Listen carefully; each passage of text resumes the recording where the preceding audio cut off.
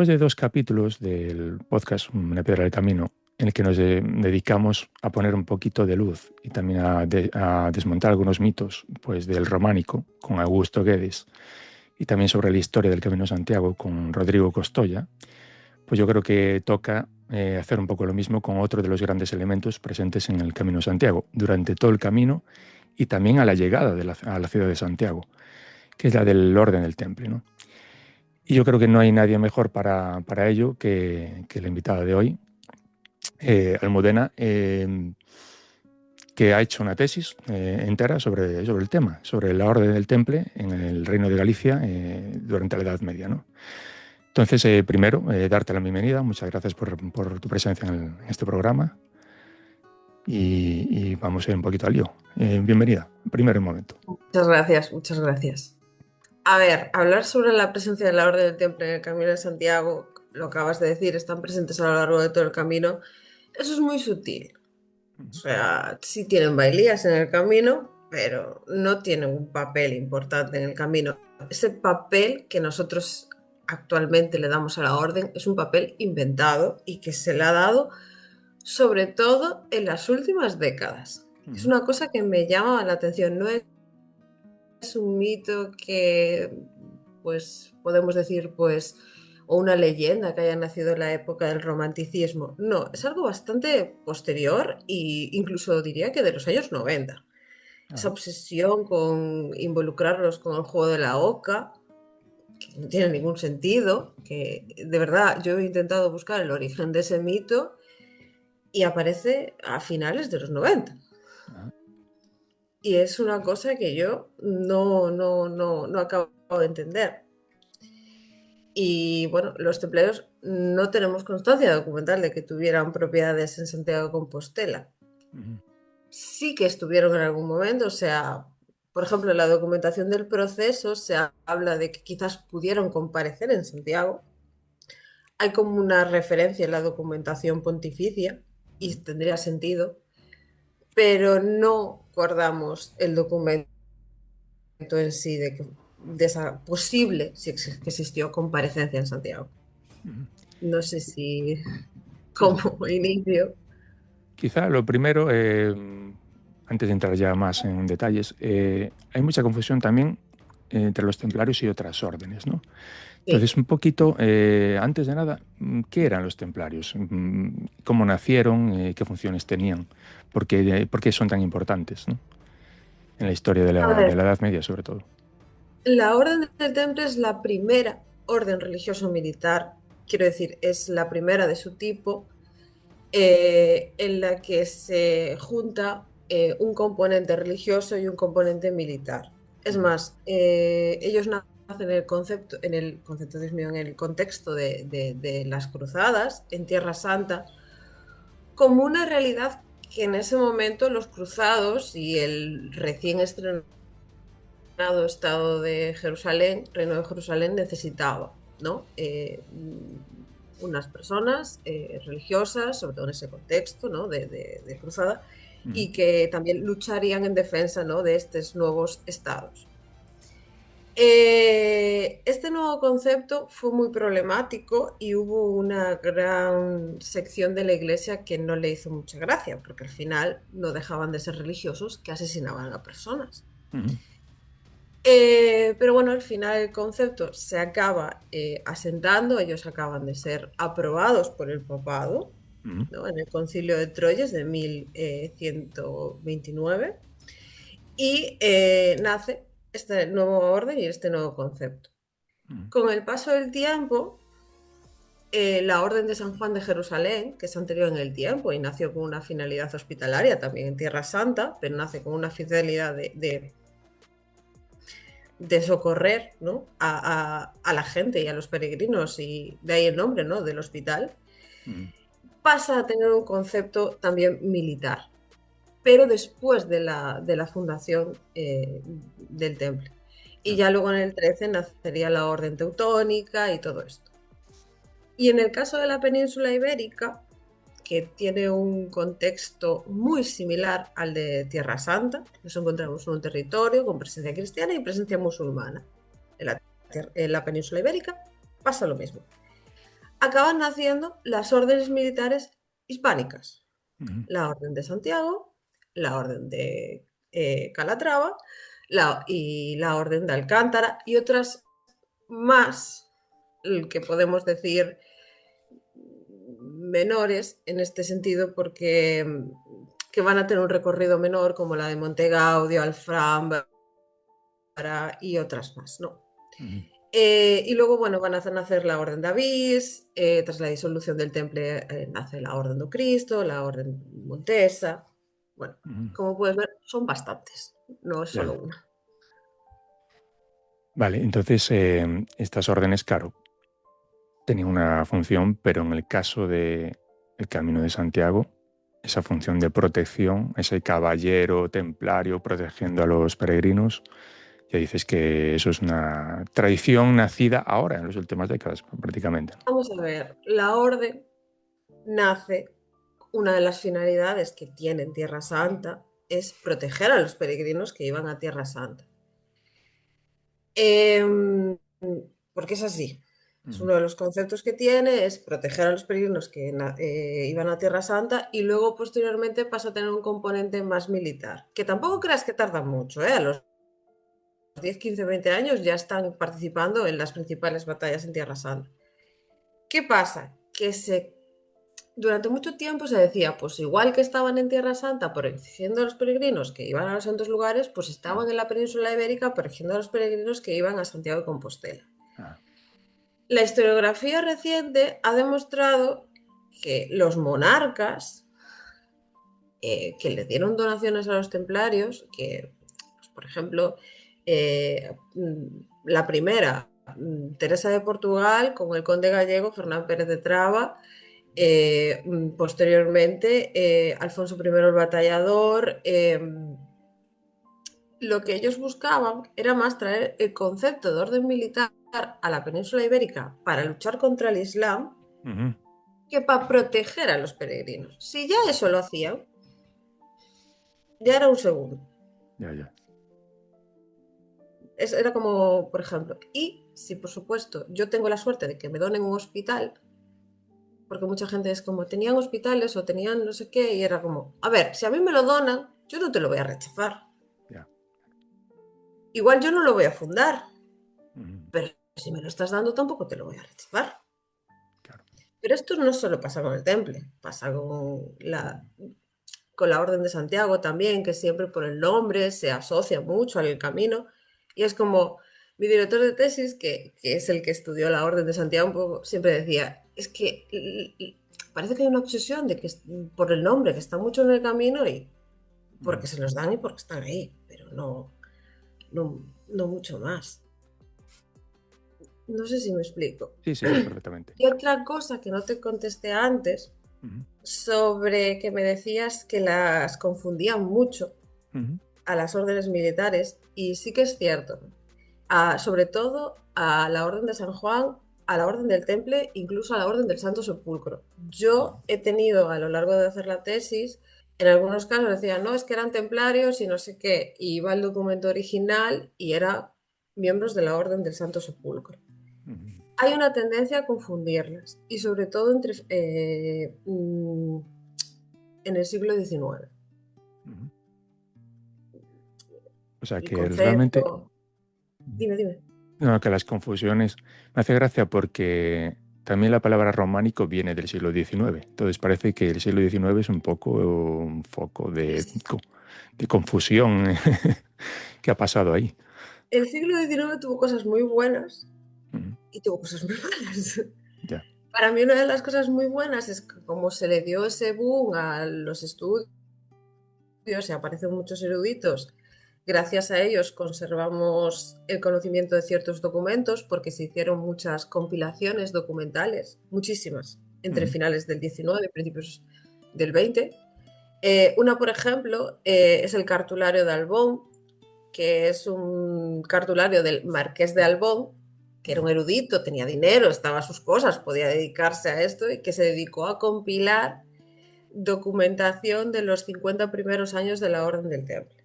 Ah, O sea, y para mí es maravilloso porque gracias a ese cartulario conocemos cierta documentación que hoy en día se ha perdido.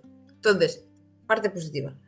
Parte negativa, que había ciertas cosas que ellos no consideraban interesantes, que se deshacían de ellas, y que crearon un montón de teorías e historias que a veces desmentirlas estamos en 2025 y cuesta mucho. Claro. O sea, como todo, ¿no? Tiene su parte positiva y su parte negativa. Y hablando de eso, de la documentación, ¿qué te encontraste tú en ese tema? Es muy complicado, hay muy poquito que nos queda, hay que rastrear de alguna manera indirectamente cómo fue la labor de investigación. En el caso de la corona de Castilla y León, de la que Galicia forma parte, lo que se conserva de la documentación del temple es muy poco. Quiero decir, la mayoría de lo que conservamos es documentación indirecta, en el sentido. Por ejemplo, si firmaron una concordia con X obispado, lo que nosotros vamos a conservar es la copia del obispado, nunca la copia de la orden, porque esas se han perdido. Todos los cartularios de las distintas bailías de la orden se han perdido. Si tenemos la suerte de que tuvieron un pleito con un monasterio y que ese monasterio ha tenido por X o por Y se ha conservado ese documento, es lo que tenemos. Y aún así, no te creas que hay mucho. En el caso de Galicia, yo creo que documentación directa de la orden, y digo directa en el sentido de pleitos, concordias o cosas así, si te digo que son menos de 10 documentos, me quedo muy tranquila. El resto fue revisar documentación, leer y encontrar pues una leira que está al lado de una villa del temple. Entonces anotabas la villa del temple o anotabas no sé qué. Un comendador que aparece confirmando un texto. Pues anotamos a este comendador que aparece aquí. Todo así. Por desgracia es lo que hay. Una situación que contrasta mucho con lo que pasa en Portugal y en la Corona de Aragón, en donde conservan un montón de documentación. Muchísimo. Y en el medio está la Corona de Castilla y León ahí en parte un poco por el destino de las propias propiedades. En el caso de Portugal se funda la Orden do Cristo, entonces lo que se le da es todo lo que había sido de la orden y ellos compilan y guardan para decir esto es nuestro porque esto antes había sido de la Orden del Temple. Sí. Y en el caso de la Corona de Aragón, porque, bueno, no exactamente en todo el territorio, pero pasa lo mismo con la Orden de la Montesa, que se funda la Orden de la Montesa, aunque más bien lleva bienes en Valencia, pero bueno, y pasa exactamente una situación similar.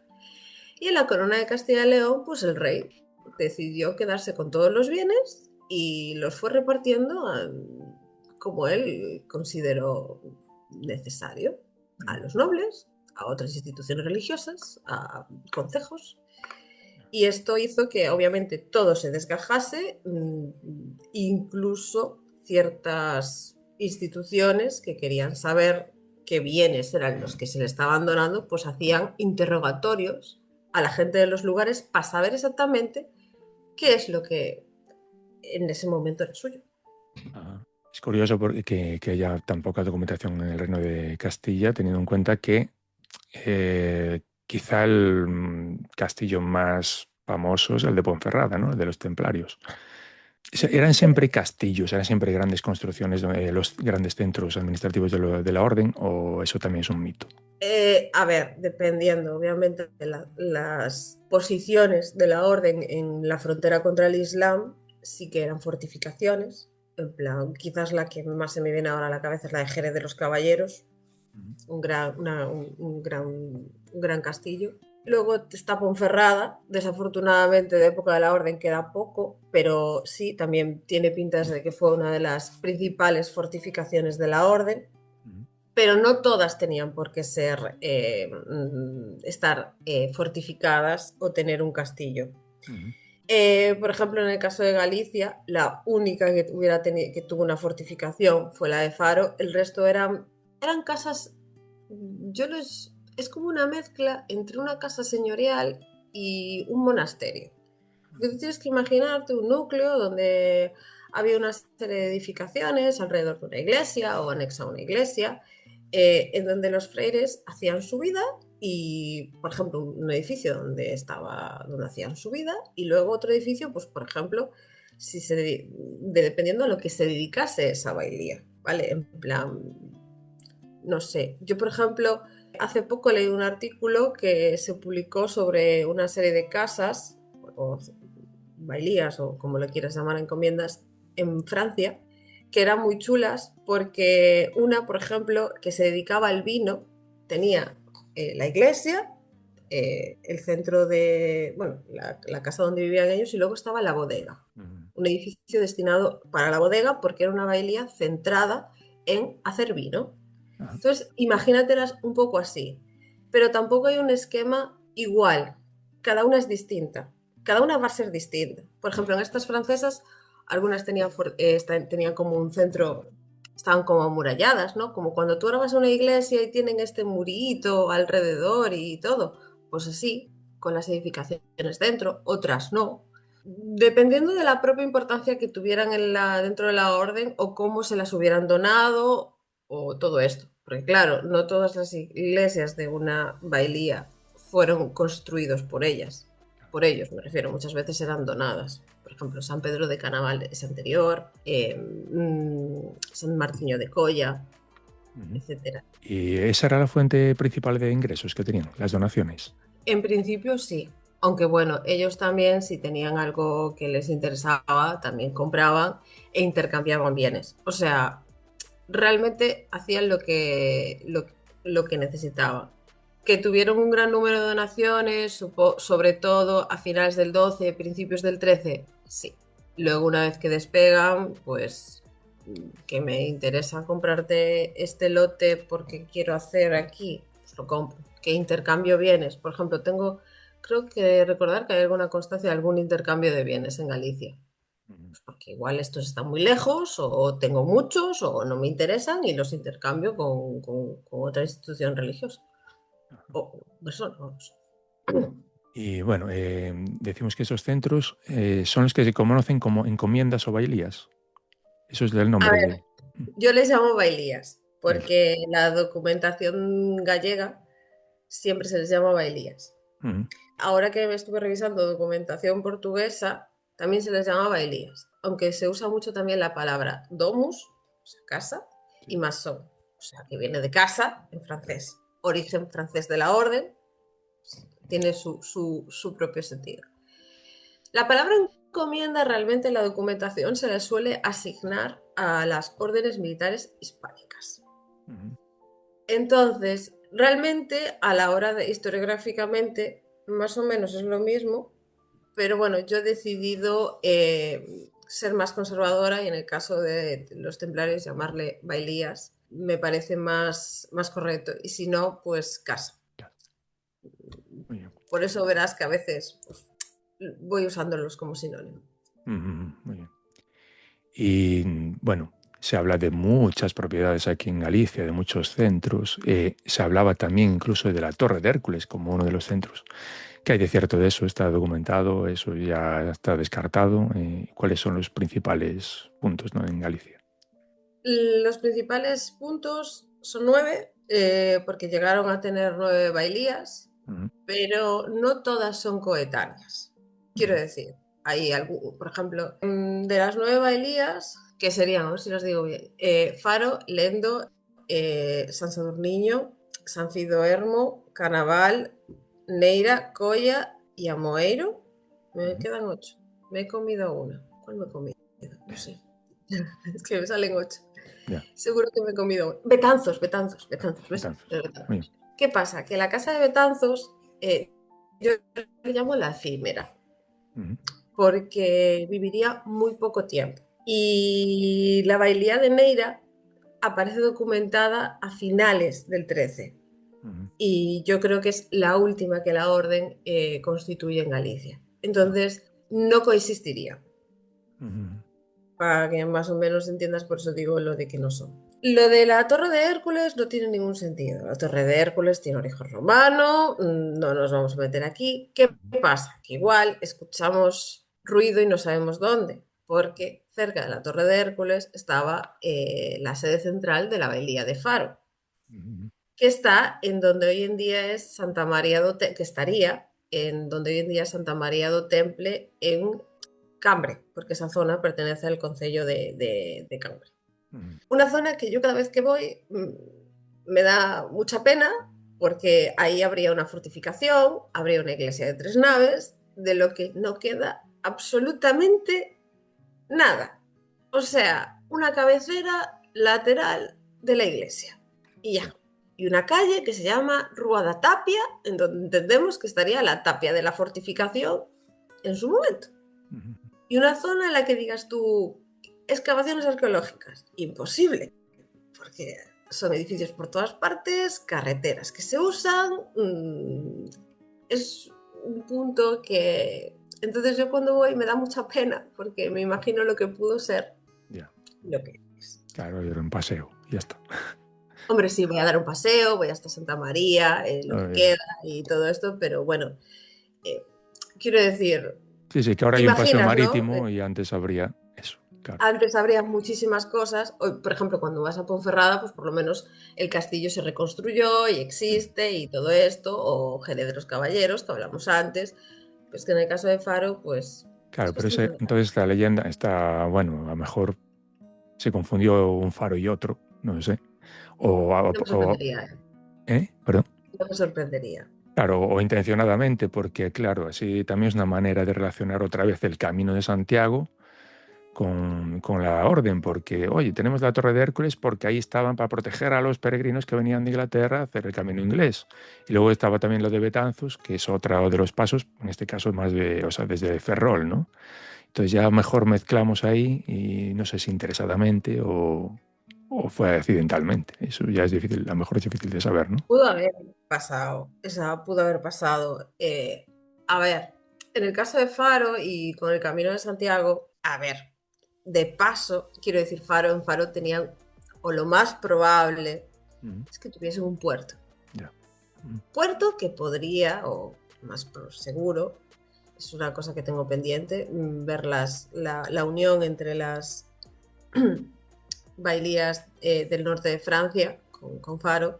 Habría comunicación marítima. Eso no quiere decir que quizás de paso que nos vamos a venir desde Nantes o Poitiers o alguno de estos sitios pudiera venir algún peregrino. Pero esto lo quiero decir así porque no es que hubiera barcos de peregrinos, es que de paso que va el barco, igual podrían ir peregrinos. Hacemos un 2 por 1, pero no quiero que ahora sea... Es que había barcos de peregrinos. No, tampoco descartaría que de paso que va al barco, un peregrino dijera, pues quiero peregrinar con el templo porque me voy a sentir más protegido y fuera. No lo descarto. ¿Que fuera el único uso específico? No. Vale. Es una cosa que estoy repitiendo porque es que me veo venir. No. Queda clarísimo, aquí queda clarísimo.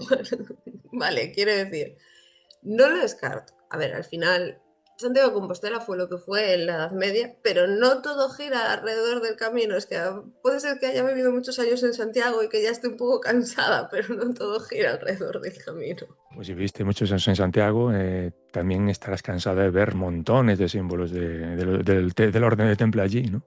Sí, incluso ahora muchos amigos míos se meten mucho conmigo sobre eso porque ahora han aparecido 2 o 3 free tours que se dedican a vender el pasado templario de Santiago de Compostela y me pone muy nerviosa porque se dedican a decir que la colegiata de Santa María fue templaria, pues es una mentira como una casa, que ciertos símbolos que aparecen por Santiago son templarios y es como, no, Santa María la Corticela y yo, porque esa Santa María no tiene por qué ser templaria. Y yo hubo un momento que dije, mira, prefiero no saberlo por mi salud mental, porque me he pasado muchos años estudiando como para que ahora me vengan con estas cosas, pero sí existen, sé que existen, me da mucha rabia. Quiero decir, yo si me apunto a un free tour que me va a hablar de leyendas templarias, me parece bien, yo sé a lo que voy. ¿Me entiendes?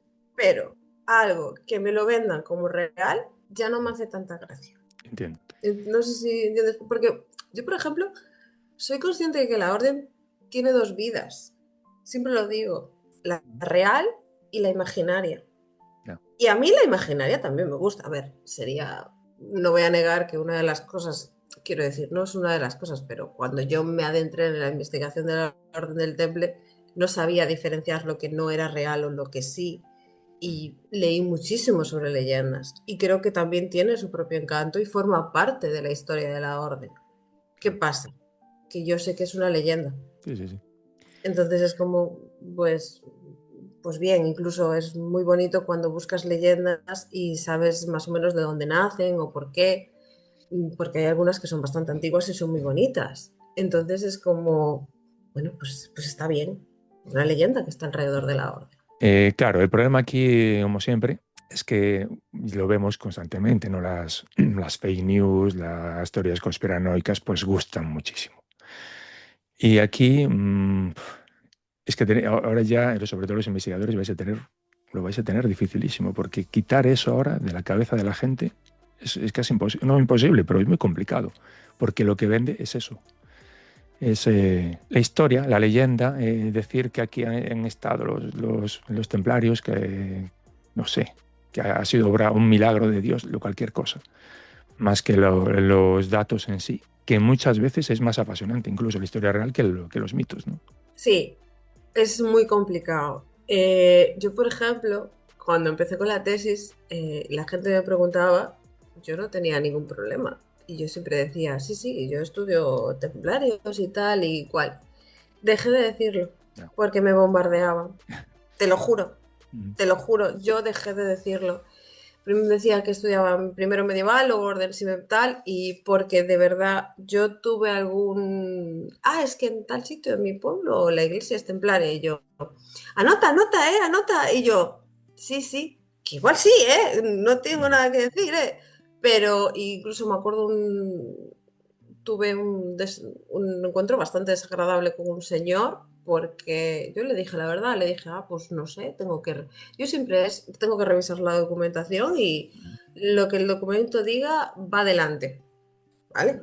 Me trató fatal y desde aquella dije, madre mía, por eso lo que estás diciendo es que a veces es eso, que no pasa nada, que si hay una leyenda súper chula, me parece bien, porque muchas veces iglesias gallegas, dice de cualquier parte de la corona de Castilla y León, de las que se desconocía su pasado, Mm. se decía que eran templarias. Muchísimas. Tú coges el diccionario de Madoz Mm. y se dicen que un montón de iglesias son templarias porque no se sabe de dónde venían. Ya. Entonces, son templarias. Como no sabemos de dónde vienen, pues son templarias, así de Mm. ellas. Y eso ha quedado en el imaginario de la gente. O porque existe una leyenda. Yo no sé cuánta gente ya me ha hablado de la leyenda de la isla da Coelleira. Mm. Muchísima gente, muchísima. Y entre ellos profesores de la facultad. Sí.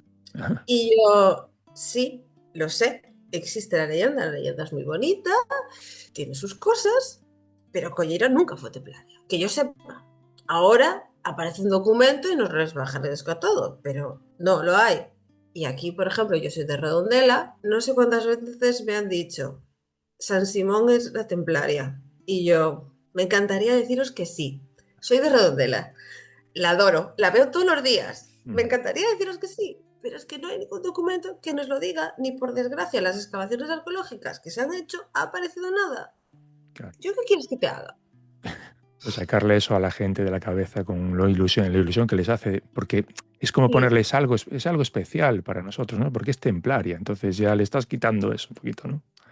Por eso Claro, hay pero tantos enfados y tanta pasión con eso. claro, pero es como en plan que yo no te digo que igual no el día de mañana no pueda aparecer un documento y yo por eso digo, según la documentación sí y no, conservada, el que igual dentro de 20 años ojalá aparezca un cartulario y nos resuelva un montón de problemas, pero sí que es cierto.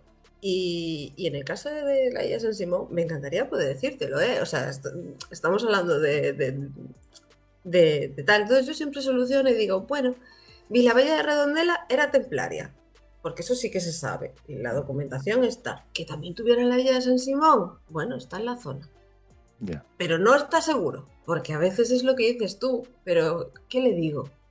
claro. Es que es un problema. Y luego que hay muchas leyendas que es muy difícil de romper. También es cierto que luego me hace gracia, porque cuando igual llego a un sitio y le digo, esta iglesia fue templaria, porque me pasó con Taboada de los Freires, Mm. no me creen, Vaya, perdiendo la oportunidad, ¿no? no me creen. Me pasó una vez yendo a una visita turística que íbamos a Taboada, Mm. que aparte yo iba muy emocionada porque había ido para la tesis, pero no me había encontrado a quien me abriera la iglesia, porque el cura había caído y bueno, esta serie de cosas y circunstancias, entonces yo iba preparada con mi cámara fotográfica para hacer fotos por dentro, porque era mi oportunidad. Y contaron la teoría de que la escena que estaba ahí era Sansón con el león, que sé que es verdad, y que lo que estaba al lado que era un enjambre de abejas. Y Vaya. yo, no, es una cruz patada templaria. Y la señora no me creyó. Y yo, que de verdad, que en serio, que está documentado, Nada. Y dijo, sí, sí, sí, pero no, no, no. Y yo, por eso te digo que va un poco también a cambiar ciertos aspectos y ciertas cosas. Bueno, pues yo creo que después de esto, a mí ahora mismo lo que me apetece es que nos cuentes la leyenda esta de Acoelleira. ¿De qué va? Porque eso yo no yo oí hablar de ella, pero no sé cómo es. Acuerdo a grandes rasgos de... Es que es una leyenda que tiene como dos partes. Es que hace bastante que no leo sobre... Que no... O sea, no la tengo fresca, por decirlo así. Ujú. Y está relacionada con el fin de la orden. O Ajá.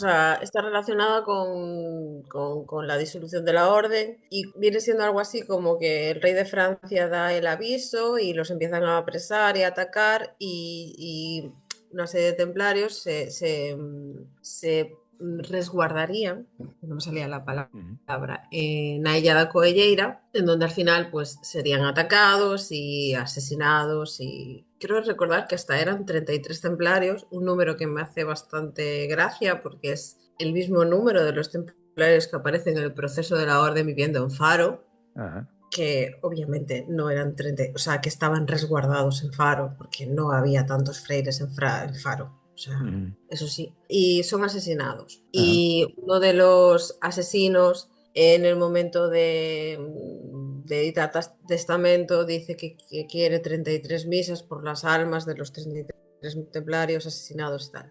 Es Ujú. más compleja la leyenda, Ya. porque incluso hay como una especie de, que esa sin duda es del periodo del siglo XIX, del romanticismo, de una historia de amor, de uno de los freires, Ujú.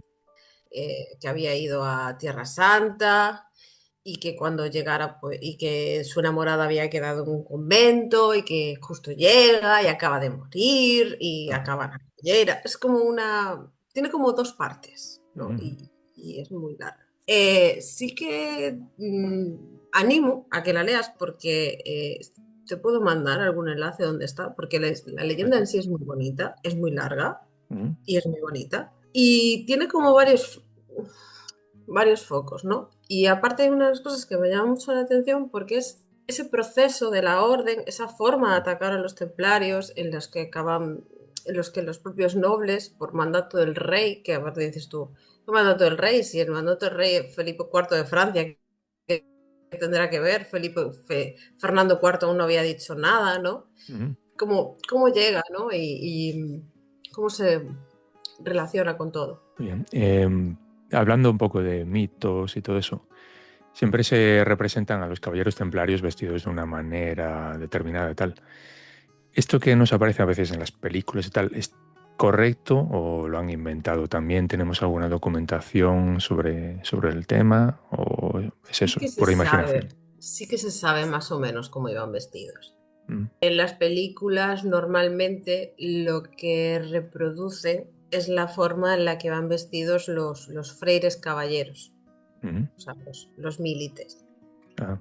Pero obviamente, o sea, los que serían de origen noble, básicamente. Porque Vale. obviamente dentro de la propia organización interna de la orden, depende de tu propio estado, de tu propio origen social, vas a entrar en una categoría u otra, Ujú. básicamente, ¿no? Ya. Y entonces lo que nosotros solemos ver, esta capa blanca con el hábito blanco, la cruz y todo esto sí es real, Ujú. pero era el uniforme que llevaban los milites o los freires. Ajá. Los sargentos que eran los que venían de una clase social más baja, iban de negro, ¿vale? Por eso, bueno, los colores de la orden son el blanco, el negro y el rojo. Ah, Bueno, la representación, o sea, el hábito no es exactamente igual como vemos en las películas, en el sentido de que hoy en día tiene una versión muchas veces más moderna. Pero bueno, lo que serían los colores y todo esto, la cruz roja y tal, sí, que la llevaban sobre el pecho, también en la capa y tal, eso mm. sí. Y ya un poco entrando en lo mismo, ¿cómo era la organización interna entonces? ¿Había estamentos militares, administrativos, o cómo era un poquito? ¿Como cualquier organización militar o cómo es? A ver, más o menos todas, y digo más o menos porque hay diferencias, todas tenían una organización más o menos similar con sus propias particularidades, pero siempre teniendo en cuenta la sociedad en la que vive. Me refiero a un campesino no iba a llegar a ser gran maestre de la orden. Ya. Un Ujú. hijo de un marqués, bueno, un conde, sí. Vale, vale. ¿Entiendes por dónde voy, no? O sea, es una sociedad, o sea, la propia jerarquización de la orden va con la propia jerarquía social. Ujú. Estaban, la cabeza de la orden es el gran maestre, que vivía en la sede principal, que en este primero estaba en Tierra Santa, o sea, en Jerusalén, y luego estuvo en San Juan de Acre. Tras la caída de San Juan de Acre pasa a estar en Chipre, ¿vale? Ujú. Sí. Y ahí va a vivir con una serie de mandatarios, como el mariscal, el senescal, bla, bla, bla, bla, cargos como más importantes. Y luego estaban las provincias. En el caso de Galicia formaba parte de la provincia de Castilla, León y Portugal, aunque Portugal a veces es independiente, otras veces no, ¿vale? Sí. Y estas provincias estaban gestionadas por un maestre provincial, que podría tener un lugarteniente en distintos territorios, por ejemplo en Portugal, como si él andaba por ahí. Y luego estaban los comendadores de las bailías. Y luego estarían los sargentos, los cofreires que eran miembros de la orden, Ujú. como un cofreire normal, que daba donaciones, que igual se quería enterrar con el hábito de la orden, con este tipo de cosas. Los cofreires podían ser hombres y mujeres. Hay constancia documental de cosorores. Ajá. Sorores, que esto me lleva al tema de ¿había templarias o no? Pues es un concepto muy complicado porque Ujú. la regla de la orden dice que no las había. Es más, los templarios no podían tener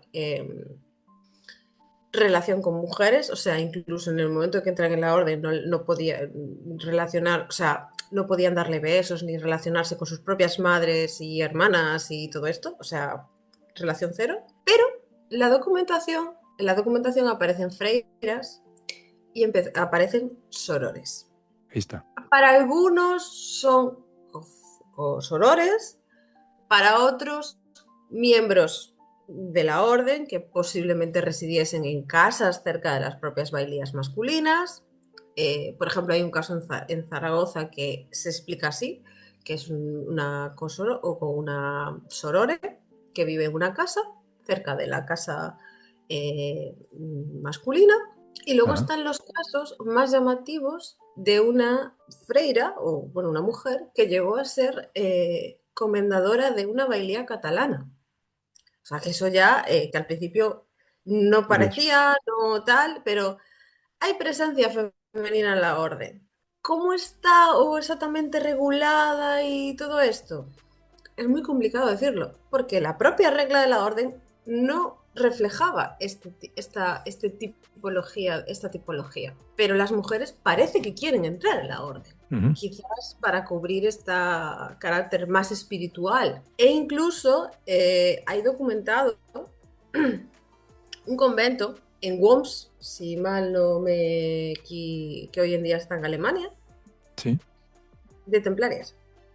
Ajá.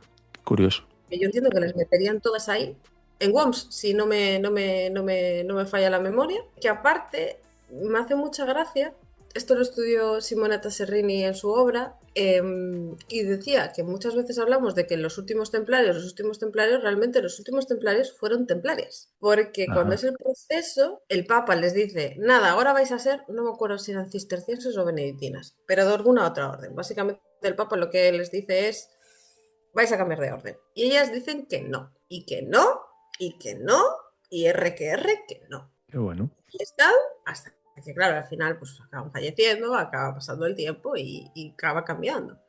Pero ellas dicen que no. Único caso exclusivo está ahí documentado, poco más. Esto hace que entre los propios historiadores haya como una doble vertiente de los que las aceptan y los que dicen eran cofreiras o existía algo ahí, porque es una figura muy complicada que aparece en unos sitios, en otros no. Claro. Y luego, por supuesto, ya cambiando y siguiendo con los personajes, estaban los propios capellanes de la orden. Básicamente sus propios sacerdotes, que eran los encargados de dar la cura de ánimas y todo esto. Ajá. Porque los templarios eran freires, no monjes, que muchas veces se les llama monjes guerreros y está mal, porque Ya. no eran freires. Los únicos que podían dar la cura de ánimas y todo esto eran los capellanes dentro de la orden. Y los capellanes no tenían permitido ir a la guerra. Vale. Estaba todo muy bien separado, ¿no? Estaba todo muy bien separado. Es más, los capellanes solían tener, bueno, pues un hábito ya distinto, no, y no era, que me preguntabas antes por el hábito, no era igual al de los milites, porque eran cargos diferentes. Él tenía unos cargos más Ajá. religiosos, ¿no? Por decirlo así. Y bueno, por supuesto estaban los criados, los sirvientes y todo esto. Y por ejemplo, también estaba un cargo que yo me encontré en Galicia y que ahora he visto mucho en la documentación portuguesa, que es el de decimeiro, que seguro que era el encargado de cobrar los diezmos. En la, ¿Cómo es? Decimeiro. decimeiro, Ah, decimeiro, o sea, de de décimo. diezmos, Vale, vale, sí, sí. claro. El encargado de cobrar los diezmos dentro de la propia bailía, porque, bueno, ellos tenían todo absolutamente organizado y jerarquizado. Es como los capellanes. A mí en el caso del que me encontré en Galicia es el capellán de Faro, pero en la documentación portuguesa me he encontrado un montón de capellanes y es maravilloso porque es el capellán de Tomar, el capellán de Castelo Blanco, ¿no? Entonces los ves por distintas bailías e incluso luego está el capellán del maestre, porque el maestre tiene su propio capellán. Entonces es como, la verdad es que la documentación portuguesa es impresionante y es que estos días estoy con ella y es una envidia sana espectacular. Y bueno, no sé si a lo mejor como por la falta de documentación en Galicia tal, no sé si podemos decir, ¿cuál era el peso de la organización en Galicia? ¿Era un punto más cualquiera o tenía un peso especial o es un poco nada? Un poco y la invención, seguimos ahí con lo del camino, con toda esta tendencia actual de ponerlo, de poner la orden por encima de su sitio en muchas zonas y quizá por debajo en otras, como decías, ¿no? De gente que niega, oye, si esta iglesia era templaria, ¿qué va a ser? ¿Qué va a ser? ¿Cómo es el tema? ¿Cómo era aquí en Galicia? Es muy complicado decirte el peso real que la orden tuvo en Galicia. Para mí no fue menor, pero tampoco puedo cuantificarlo, en el sentido de, tuvieron 9 bailías, aparte están distribuidas por todo el territorio, salvo la zona de la tierra de Santiago, que obviamente la catedral ahí mandaba, o en el norte de la diócesis de Mondoñedo. Pero el problema es que sabemos muy poco. O sea, yo he podido reconstruir los concilios donde tenían bienes y todo esto, pero lo que conocemos es muy poco. Ajá. O sea, yo hay bailías de las que sé que existen a principios de la presencia de la orden, al final y en el medio no tengo ni idea de lo que pasó, Ya. ni de qué propiedades tienen. Esto hace que cuantificar el poder o incluso el tipo de patrimonio que han tenido sea muy difícil. Yo lo único que te puedo decir es que no creo que el peso de la orden haya sido menor, que yo creo que a veces llegaron a tener más poder del que pensamos. Ajá. Usualmente se dice que la orden que tuvo más poder fue la orden de San Juan Mm. y también la orden de Santiago, que también tuvieron numerosas encomiendas y por supuesto Puerto Marín es impresionante, Ya. ¿vale? Fue una gran casa, Mm. también en el Camino de Santiago, por cierto, Ya. Mm. pero la gran diferencia es que de Puerto Marín se conserva muchísima documentación, a ver, muchísima, pero se conserva documentación, de la Orden de San Juan en general se conserva documentación y de la Orden de Santiago también se conserva documentación. Mm. Documentación, y ya no solo documentación, sino vestigios materiales. Hay iglesias que tú puedes llegar y dices, es que esto es de la Orden de San Juan y está documentada y es una iglesia entera. Por ejemplo, Portomarín, bueno, vale, fue trasladada y tal, pero conservamos la iglesia entera. No conservamos una nave lateral que hubo que edificarle ahí unas naves para que no se cayera porque su estado es deplorable. Ya. O, por ejemplo, Santa María de Castrelos, que fue construida por la Orden de San Juan. Hay una preciosa inscripción dentro que lo dice. En plan, ejemplos, ¿no? De iglesias. Y de la Orden de Santiago también. Se conserva más cosas. Por ejemplo, Vilar de Donas. Es impresionante. Claro. Quiero decir, se conserva, hay más que tú lo puedas tocar y que tú y documentación que a ti te lleve. En el caso del temple, no. Es más, a mí me llegaron a decir que no sabrían si tenía suficiente para hacer una tesis porque es que no había. Entonces, a lo mejor no es una cuestión de que no tuviera peso, sino que no se conoce, ¿no? Ese es el problema. Exactamente. En Vale. muchas cosas del temple el problema es que no se conoce. En plan, yo llegó un momento que me di con muchos muros frustrantes, pero es que no había por dónde tirar. O Claro. sea, de las 9 bailías, antes hablábamos de ellas, el estudio de cada una fue diferente. O sea, no hubo ninguno que fue igual, porque la documentación, la calidad de la documentación o de lo que se conserva de una es distinta. Por ejemplo, te voy a poner un ejemplo de Lendo, que está en Alaracha. Lendo es una bailía de la que sé muy poco, pero todo lo que sé aparece en el único documento que la menciona, que es un documento súper rico, que es un, si mal no me falla la memoria, es un intercambio de bienes con el monasterio de Oseira. Cosas, si no me falla la memoria. Pero es un documento súper rico en el que aparecen varios comendadores, en el que se intercambian una serie de bienes, la orden cede unos, Oseira da otros. Es un documento que me aporta muchísimo. Claro. Entonces esto hace que pueda sacar mucha información, que los prima y tal. De San Sadurniño me pasa totalmente lo contrario.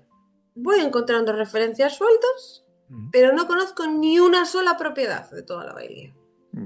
Hay más referencias, hay más noticias, pero son menores y no me dan referencias, o sea, que no sé, no lo conozco.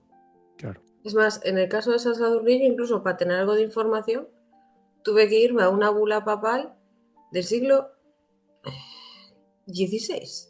Creo que es de 1500. Ajá. Y, sí. Sí. Ya digo que con esta complicación es normal que también surjan muchos mitos, quizá, para rellenar la es verdad o lo que fue lo real, ¿no? Y claro, Sí. y aprovechar para, yo qué sé, quizá Por para eso seguir te con el decía negocio. antes, por eso te decía antes que, por ejemplo, en Madoz, en el diccionario de Madoz, no sabemos quién fue el constructor de esta iglesia, no sabemos de dónde nace, no sabemos nada. Fue templaria. Ya. Funciona un poco así. Y luego también hay un problema, y es que en el caso de la corona de Castilla y León no fue exactamente así, pero al final de un largo proceso, el Papa acaba cediendo todo el patrimonio de la corona de Castilla y León a la Orden de San Juan. Lo cual no fue verdad, porque en el momento que el Papa da esa orden, en 1319, la mayoría de los bienes ya estaban repartidos y el rey no va a hacer ni caso. Y bueno, se van a abrir una serie de pleitos y una serie de cosas, pero bueno. La historia es que esto hace que muchas iglesias que hoy en día están en manos de la Orden de San Juan, diga que antes de ser de la Orden de San Juan, fueron templarias. Y entre esto y lo de no conocemos nada era templaria, me pasa un montón. Y luego también es que tú piensas que la cruz templaria, patada, y la cruz de la Orden de San Juan se parecen mucho. Ya, entonces hay confusión. Y esto lleva a generar ciertas confusiones. Sí. Bueno, como todo, o como ya sabemos, la Orden del Temple llegó a un fin también. ¿Cuál fue? ¿Qué ocurrió para que se le pusiera fin a una orden como esta? A ver, el tema del fin de la orden es muy complejo y no nace en la península ibérica, nace en Francia. O sea, básicamente. Em, el problema del fin de la orden son dos cosas. El contexto en el que nace la orden es totalmente distinto al contexto en el que la orden desaparece. A principios del siglo XIV, las cruzadas ya no son importantes para la sociedad medieval europea. Ya no nos importa tanto lo que pasa en Tierra Santa. Aparte, tú piensas que ellos llevan un contexto en el que llevan no sé cuántas cruzadas ya que habían acabado como el Rosario de la Aurora, porque sin ser la primera cruzada y la tercera, el resto, y la tercera que aún así no ganaron, pero consiguieron tener alguna victoria y toda, digamos que no fue un balance tan negativo, ¿vale? Pero Mm, sacando estas, no dieron pie con bola. O sea, todas ya. acabaron fatal. Mm, Entonces, acabaron mal, se pierden todas las posiciones en Tierra Santa. Entonces, la gente se está planteando, se empieza a plantear de las donaciones que están haciendo, que nosotros estamos haciendo, o el propio patrimonio que tienen las órdenes militares, mm, ¿para qué está siendo usado si no están teniendo, si no están teniendo victorias? ¿No? claro. Incluso sí que es cierto que llega a hablarse de dónde acaba todo el bien este de la orden, dónde acaban todas estas propiedades, que no hay beneficios. La propia sociedad no era consciente de lo que costaba mantener en pie la red de bailías y propiedades y casas que la orden había establecido en Europa. Ya, claro. Pues solo veían que tenían mucho dinero y que seguían perdiendo. O sea, y que en Tierra Santa no seguía habiendo beneficios, por decirlo Ujú, así. ujú. Victorias. Sí, Esto le afecta tanto a la Orden de Temple como a la Orden de San Juan. ya. Vale. O sea, no es una cosa exclusiva de ellos. Y lo segundo es que la orden de la economía del Reino de Francia era gestionada por la Orden del Temple. Es Ajá. más, siempre se habla de que los primeros extractos bancarios los expidieron los templarios, que le decía a los distintos miembros de la familia regia cuál era su saldo positivo y su saldo negativo y lo que habían gastado ese año y todo esto. Creo que para ser exacto, lo que se considera más o menos como el primer extracto bancario fue el que el Temple le dio a Blanca de Castilla, la madre de Luis VII, si mal no me equivoco, de diciéndole, pues tienes esto y tal, porque Ah, las cuentas de la corona francesa la llevaba el Temple. ajá. Esto hace que Felipe IV, el hermoso de Francia, acabe debiendo una gran cantidad de dinero a la Orden del Temple. Ya. Ujú, Pedía y el Temple le daba. Felipe IV el Hermoso lleva una política exterior malísima que lo lleva a la ruina, lo que hace que la deuda crezca, crezca, crezca. En un primer momento, Felipe el Hermoso lo que intenta hacer es unir a la Orden del Temple y a la Orden de San Juan en una sola ujú. y poner como gran maestre de esta nueva gran orden a uno de sus hijos. Ajá. Vale. De esa Ujú. Obviamente, tanto el hospital como el Temple se niegan y este plan mm, no va para Adelante. adelante. Ujú. Y luego lo que hace Felipe es crear este gran complot en contra de la orden para desacreditarla, quedarse con sus bienes y nunca tener que pagar esta deuda. Ujú. Y es Vale. así como el 13 de octubre de 1307 ordena a todos sus alguaciles que apresen a todos los templarios residentes en Francia y se apropien de todas sus propiedades. Esto es así. Vale, vale. Los cargos que se le imputan, todos los de sodomía, renegar a Cristo, etc., etc., etc., es un cóctel clásico de cargos contra alguien que te querías deshacer de él. Ya, ya, ya, ya. No hay más. Ujú, ujú. El Papa, cuando se entera, monta en cólera e intenta defender a la orden. ¿Qué pasa? Que Clemente V era francés Ya, y estaba bajo la influencia de Felipe IV. claro. Y aunque hay un primer intento de salvar a la orden, es más, si no me equivoco, es el pergamino de Chinon que apareció en 2000. algo, 2005, 2000. Entre la documentación es un Ajá. intento por el Papa de salvar a la orden, que nunca fue promulgado, el documento se escribe, pero nunca es promulgado. Pero Felipe IV se mete en medio y finalmente Clemente V acaba mandando todas estas bulas en las que gestiona el proceso en los distintos territorios. Y ordenaba a todos los reyes europeos que encarcelaran a los templarios y empezaran el proceso. En Ajá. cada reino la situación va a ser absolutamente distinta. Cada rey lo va a gestionar de su manera. El peor territorio en el que sin duda los templarios fueron tratados fue Francia, pero Ya. sin duda, o sea, esto no tal. Ujú. Luego también podemos sumar Reino Unido, pero por presiones del propio rey francés, que también van a ser torturados y todo esto, pero bueno, por presiones del rey de Francia, porque Ujú. el rey inglés tenía miedo de que acabara en guerra, entonces va un poco también por la política de ese momento. Ajá. Pero la corona de Castilla y León, la situación es de dejadez absoluta. Nosotros, yo a veces creo que, de verdad, juro por Dios que cuando yo veo la historia de la península ibérica es como, vamos, vamos, vamos en nuestro ritmo, vamos, de verdad, en todo, en todo. Ya viene de lejos, entonces. Sí, esto viene de lejos, que vamos a nuestro ritmo, es totalmente real, porque en la península ibérica ningún rey al principio se cree lo que está pasando. Ujú.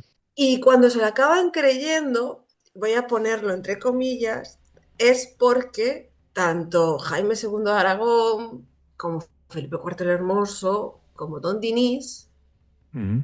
ven la oportunidad, ven que es su momento de quedarse con todo el patrimonio de la orden. O sea, ellos Ya. realmente no creen que la orden Que hiciera nada. sea, Vale.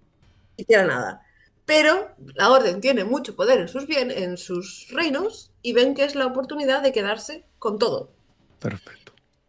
Básicamente. Es más, existe un acuerdo firmado por los tres reyes. Ujú. Primero lo firman Don Denis y Felipe IV, Fernando IV, y luego se suma Jaime II, en los que los tres dejan constancia de que no van a dejar que el papado toque mano al patrimonio de la orden en la península ibérica. Perfecto. Sí, sí. A ellos, Vamos a nuestro ritmo, pero lo hacemos bien, ¿no? sí, ellos es como en plan, esto es nuestro. Aquí que no venga nadie a tocar nada, porque esto es nuestro. Vale, vale, vale, vale. ¿Vale?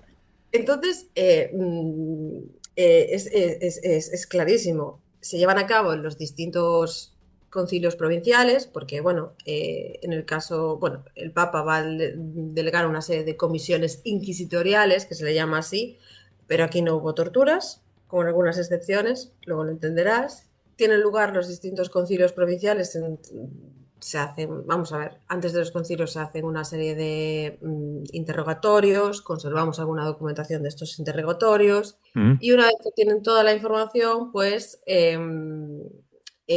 hacen los distintos concilios. Y todos los concilios de la península los declaran inocentes. Una vez que tienes, que tienen, bueno, el veredicto se manda eh, se le manda al papado y se Sí. supone que ya habrían acabado y que viene, iban a reunirse todos para tratar el tema en un concilio general del Papa con sus obispos, básicamente. Pues al Papa, Clemente V, se empieza a enfadar porque le empiezan a llegar las resoluciones de los concilios provinciales y todas las resoluciones, o casi todas, porque hay excepciones, Ujú. dicen que son inocentes. Ya.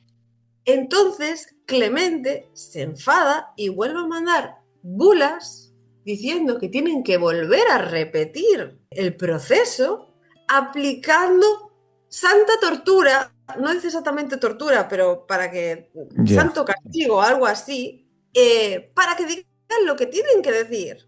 En la corona de Castilla y León no hay constancia documental de que se vuelva a repetir nada. Y teniendo en cuenta la dejadez, no los veo yo proceder, o sea, no veo yo al arzobispo de Santiago ni al de Toledo volver a preocuparse por esto. O sea, es que no me los imagino. Ya, ya, ya. Pero la corona de Aragón sí. Y se vuelve a Ujú. repetir. Y ahí sí que hay tortura.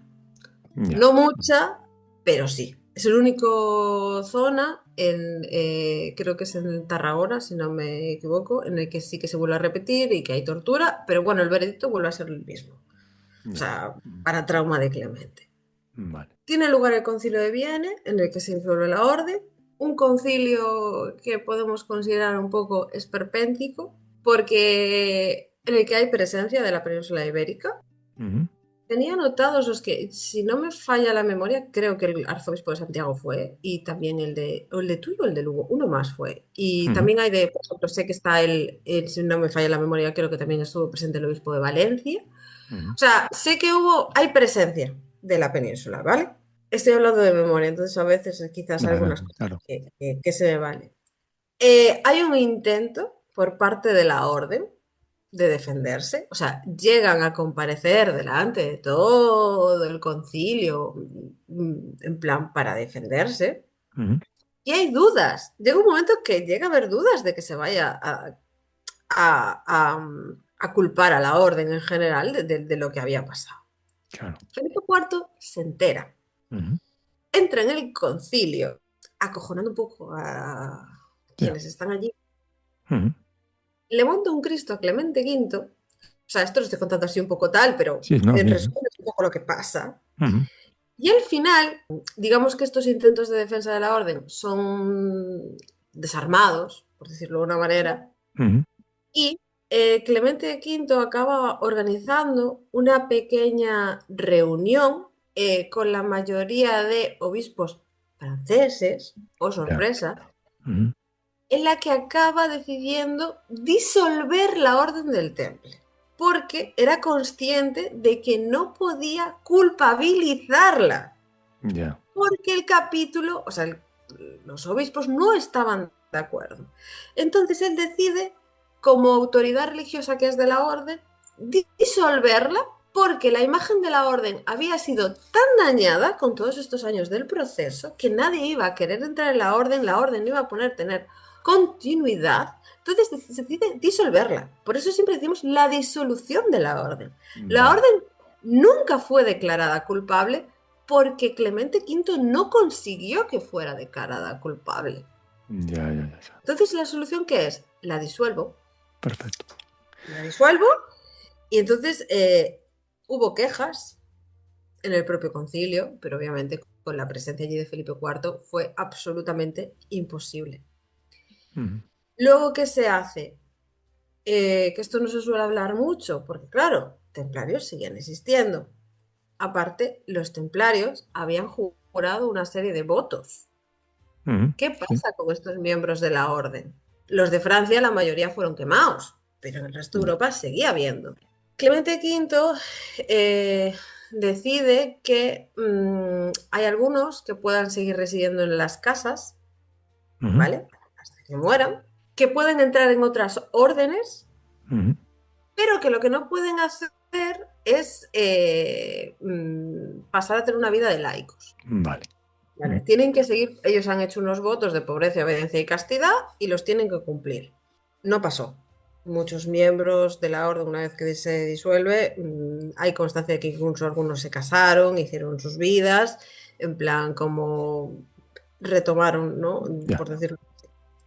Luego, esto está relacionado con que los concilios provinciales que decretaron a los templarios de su circunscripción como inocentes, seguían siendo inocentes. Los que fueron declarados culpables eran los que eran declarados culpables. Ujú. Por eso los templarios de Francia van a tener un destino distinto, diferente de los que del resto El resto. del resto de Europa. Ujú. Y sus bienes, todo su patrimonio, Ujú. salvo excepciones, es entregado a la Orden de San Juan.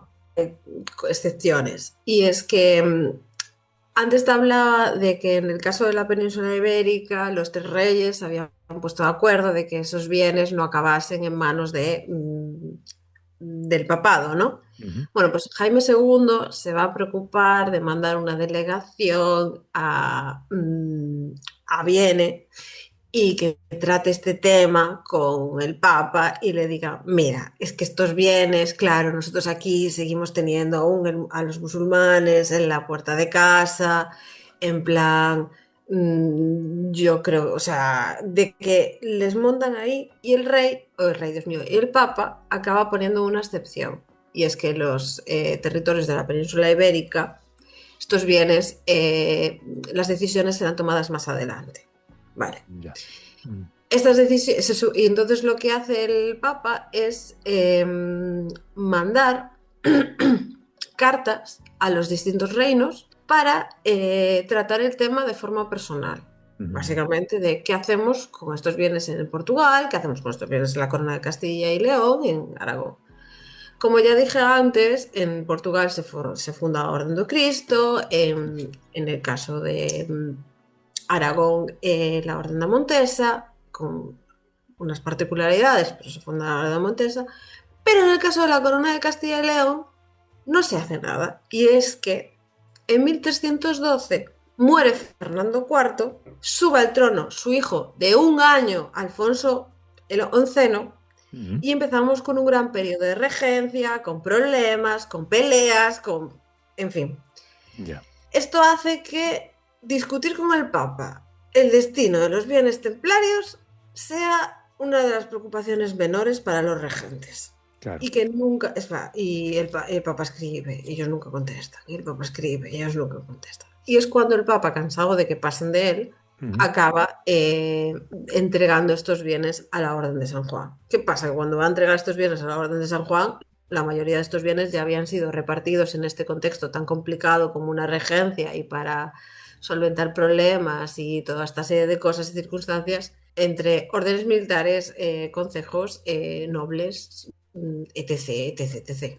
Y la Orden de San Juan va a empezar una serie de pleitos y de historias que incluso algunos duran hasta 1500.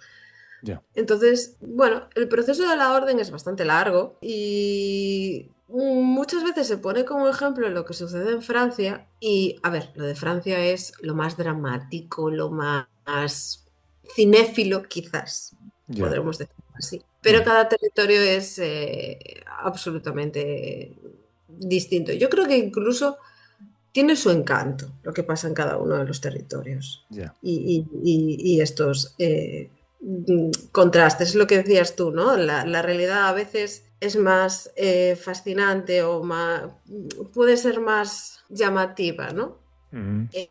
Incluso esta contraposición de qué hace cada uno de los reyes y la actitud que tienen, vamos a decirlo así. Claro. Bueno, pues se acabó la orden y ahora estamos pues con toda esta mezcla de mito, realidad y todo eso que a los investigadores tanto duele, supongo, que ya dijiste. Tiene Y su encanto ¿y también. cómo? Separado, pero hay que saber decir que es una cosa Claro. real y que lo he inventado. Entonces, de todo, ¿qué es lo que te gustaría que quedara? Entonces, que le quedara a la gente clara. Es decir, vamos a hacer como una conclusión. Esto es así. En Santiago, lo siento, pero no había presencia, tal. Algo que quieres que quede clarísimo. Aquí no va a haber nadie que te lo discuta, así de esos, de los operadores turísticos o lo que sea. Entonces vamos a dejarlo claro, que la gente lo sepa, que sepa esta visión de una investigadora. A ver, lo he dicho varias veces. Yo soy consciente que la historia de la orden y muchas veces lo que te fascina es la parte más legendaria o mitológica. Y no está mal, quiero decir. A mí hay leyendas que me encantan, quiero decir, no está mal. Pero tú tienes que saber lo que es real y lo que no lo es, ¿entiendes? Yo si una persona que se dedica al turismo, que no tengo ningún problema con nadie que se dedica al turismo, mi pareja es guía turístico. Ningún problema, vamos, o sea, Vale, lo vale. tengo en casa. Pero me refiero que si una persona vais a una iglesia y en esa iglesia hay una leyenda, existe esta leyenda. Ya. Punto. Y no pasa nada. Y está bien. Las leyendas también existen por algo y están bien. Son muy chulas. Pero está la historia real de la orden. La orden, más allá de todos los mitos y leyendas, fue una orden real con una historia real. Vale. Una historia que a veces puede ser anodina o puede tener otros elementos más interesantes que no se conocen. Claro. No sé si quiero decir Sí. que igual no se conocen y están ahí. Sí, sí, sí.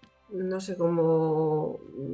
Yo, por ejemplo, muchas veces investigaba y, a ver, yo entiendo que igual la fascinación o la alegría que me podría encontrar a mí si veo un comendador perdido en la mano del señor en un documento, Mm, no es la misma alegría que igual puede tener una persona totalmente que dice que yo no sé lo que es un comendador.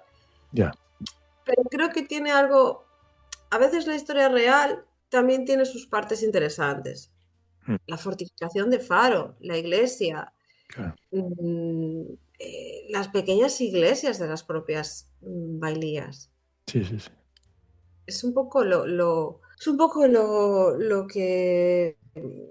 que yo quiero que a la gente le quede. No pasa nada. Yo creo que Vale. todos los investigadores que nos centramos en la Orden del Temple somos conscientes de que la Orden vive en dos mundos Ujú, y no pasa nada. Está bien, claro. Ujú. pero hay que saber diferenciar. Muy bien, muy bien. Yo creo que es quizás lo más importante, ¿no? O lo que a mí me gustaría. Perfecto.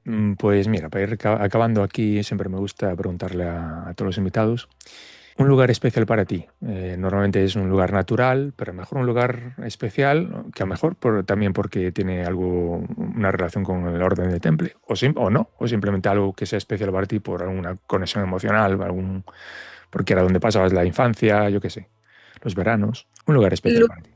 ¿Lugar en qué sentido? Pues no sé, hay gente que dice, oye, pues las Fragas del Lume porque me gusta ir a pasar por allí, o este sitio porque, yo qué sé, me llevaba mi abuelo. Algo especial para ti, un sitio que recomendarías para visitar, por ejemplo. Bueno, voy a decir uno que contrasta bastante con ciertas cosas que he dicho hoy, Mm, pero por el cariño que le tengo, mm, porque tuve que dejar de vivir ahí y lo he hecho muchísimo de menos, mm. que es la Catedral de Santiago.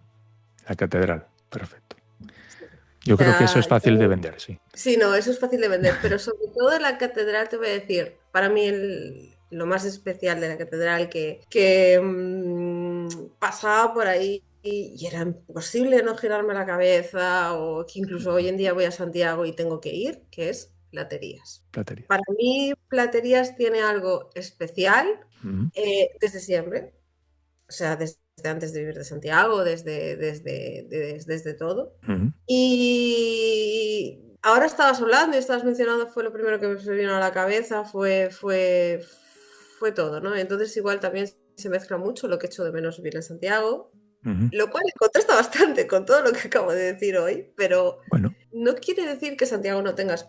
Para mí Santiago es una ciudad más allá del turismo, más allá de todo, que tiene algo especial. mm. Y no sé, para mí Platerías es que Ese es es el pasar. sitio. Sí, es que es como, por ejemplo, yo me acuerdo cuando empecé en la carrera y me decían, ya verás que ahora te giras a ver la catedral, vas a usarla como antiguamente, que se cruzaba por en medio para ir a, ahora ya no, pero Mm, que se cruzaba para recortar, ¿no? Que te metías por platerías y salías por azabachería mm, mm. y tal y cual, y sobre todo cuando llovía y todo. Va a llegar un momento que vas a ir corriendo y no la vas a ver. Igual me puede pasar lo mismo con el Obradoiro, eso sí, porque tal. Pero con platerías no. Ajá. Tienes Platerías que mirarlo. Ujú. tiene algo especial. Perfecto. Pues con esta recomendación, que yo creo que va a ser muy fácil para todos los peregrinos comprobarlo, pues yo creo que si no tienes nada más que añadir, pues lo podemos dejar aquí ya. No sé, solo espero no haber sido muy coñazo Nada, para nada. y haber podido contestar todas tus preguntas. Sí, sí, sí. Siento si he tenido algún error porque he hablado todo de memoria Bueno, pero yo creo que lo básico está ahí, queda claro. Tenemos que intentar diferenciar un poquito entre el mito y la realidad y que ya, o sea, que la realidad ya es apasionante, no hace falta mucho más. Y el mito también está muy bien, siempre y cuando eso quede claro que es un mito. Y nada, eh, también. perfecto. Pues nada, muchas gracias, Almudena, por tu participación, por Muchas atenderme. gracias a ti. Y nada, que ya nos veremos por ahí en algún camino o donde sea. Gracias. Venga, muy buen camino.